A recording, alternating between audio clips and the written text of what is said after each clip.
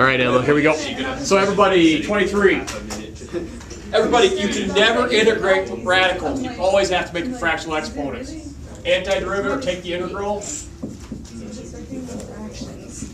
Everybody, if you are making math mistakes on the coefficients, stop skipping this step. It's always raise the power by 1, divide by the new power. You don't need plus c because it's a definite integral.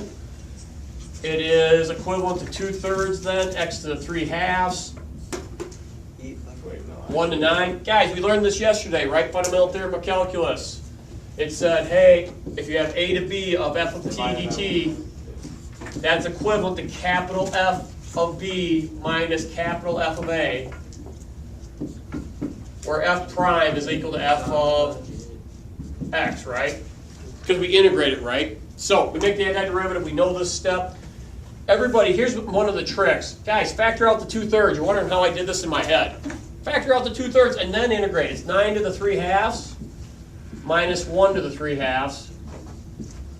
When you have 3/2 power, 9 to the half is 3. 3 cubed is 27. 1 to anything is 1. So 27 minus 1, 26 times 2/3. 52/3. 52/3. All right. On this one, it's already in exponential form. So we'll add 1, x to the 3rd over 3rd from 8 to 1. And again, that's the bar I'm looking for. Factor it out, 8 to the 3rd. All right, here we go. We get 2 minus 1, which is 1. Guys, the answer to number 24 is just 3. All right, guys, what is 52/3 in words? What is it? The integral. 52 1/3. Antiderivative. Of no, how about definite integral? I heard someone kind of say, guys, it is the area under the square root of x from 1 to 9. Guys, 24. It's the area under the curve from 1 to 8 of x to the negative 2/3. Let's be crystal clear. It has nothing to do, guys, x to the 3/2 is not the area under the curve, right? That's not the curve we're finding. We're finding the area under the curve of a root function from 1 to 9. That's what 52/3 was. Okay? It's always of the function in the parentheses. All right. So is that also equivalent to the definite integral? Or like what's the definite integral then? Have you ever had a dream? This is a definite integral from 1 to 9. So yeah, it's equivalent to it. It's the value. It is the area. I miss what math. Okay? Yeah, So some of these terms are getting confusing. Like there's a lot of them. All right, so everybody, we did fundamental theorem of calculus yesterday, right? It comes down to these two rules. We can set a function that defines the area, right, from a to x of this, and the derivative of this, right, is f. G prime is f. And if we do a definite integral, we just did 2 of these. If we do a definite integral, it is the difference, right, f of b minus f of a. Guys, we've been doing this for a while, but we just put this to a definition. So, everybody, based on the definition, which I rewrote over here for fundamental theorem of calculus, everybody, I want you to find g prime for 7. If you think you can write it down, write it down. Because I'm just going to write it down in about 30 seconds. All right? Everybody can read it. And if you're not sure, try to remember this over here.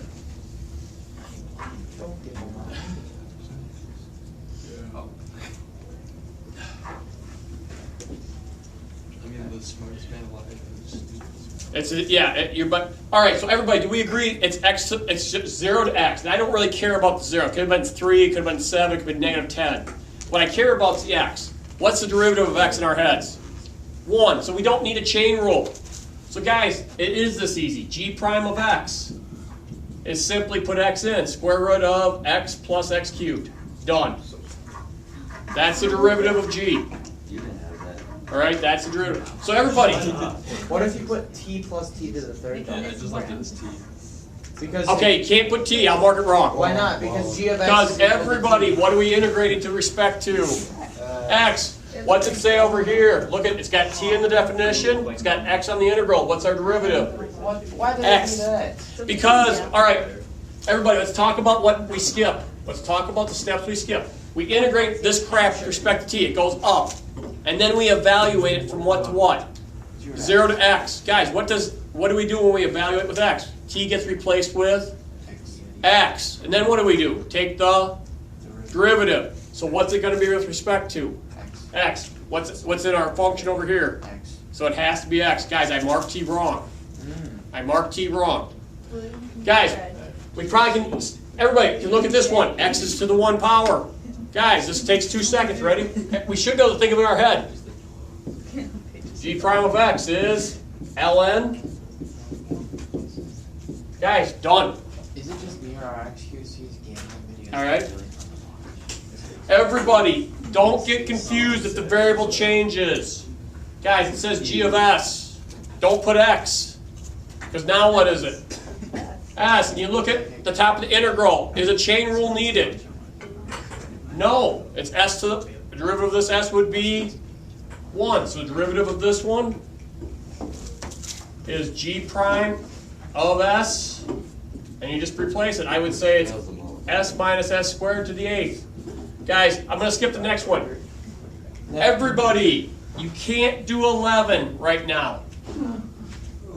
Because the X is Because of the x is in the bottom. And it's very important. It's very important that x is in top for us to do this. All right, so that said, everybody, they gave you a hint. This book did. This is not our textbook. I stole this from a different text. Guys, remember, if you change the limits of integration, this is on your note card. If you switch a to b, we have this on our note card. If you switch a to b, I think it's written this way on our card. This is my favorite. But it doesn't say gym shirt. It changed the sign. I think so. So everybody, the first thing you have to do is you have to rewrite this like this. That's step 1. After you do that, guys, does this need a chain rule? No. So once you get here, capital F of x prime equals square root of 1 plus secant x. Negative. Right? Negative. Because the negative is right there, and you still have to include it. All right. I can't make it smaller. Hang on 1 second. Body weight issue. That's what I'm saying, Porter, body weight issue. All right. That's what I got. Guys, look at 12. 200 pounds. What do you got to do with 12 first then? You got to make it negative. Guys, y is in the bottom. Ross, mass can still be fat. Like, all right. So guys, again, sometimes writing these out take longer than the process. Here it is. I want to find r prime. Y. It was y, so it's not a problem. It's negative. Replace y. It is this easy. Everybody, 13 is not this easy. Okay? It's in order. Right? It's in order. But guys, what's the derivative of e to the x? E to the x. Not 1. So guys, it becomes a chain rule problem. So if I move this so we have space, all right?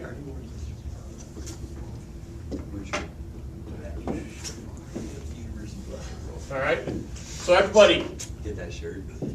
if I want to do h prime of x for this one, it still goes in. So guys, you put e to the x in, it's ln e to the x. But then what do we got to multiply by? We got to do the chain rule. So what do we got to multiply on the outside by? E to the x. E to the x, derivative of e to the x. All right, everybody, this would be an expectation that we should see this to simplify. Our log rule says that the exponent can come out to the outside. Guys, ln e, right? If the base is e and the result is e, what is the exponent? 1, because e to the 1 is e. So our final answer is this. X e to the x. All right? Everybody, you had to do the chain rule. Everybody, there are a bunch of these in the textbook. You have to do the chain rule on the next one too, okay? You have to do the chain rule, because when you look at the limit of integration, is the derivative of the upper limit 1? No, so you have to do a chain, okay? You have to do a chain. That's all from yesterday. All right, everybody, I'm going to hand out some rules so you don't have to write them down. Gotta stop the camera.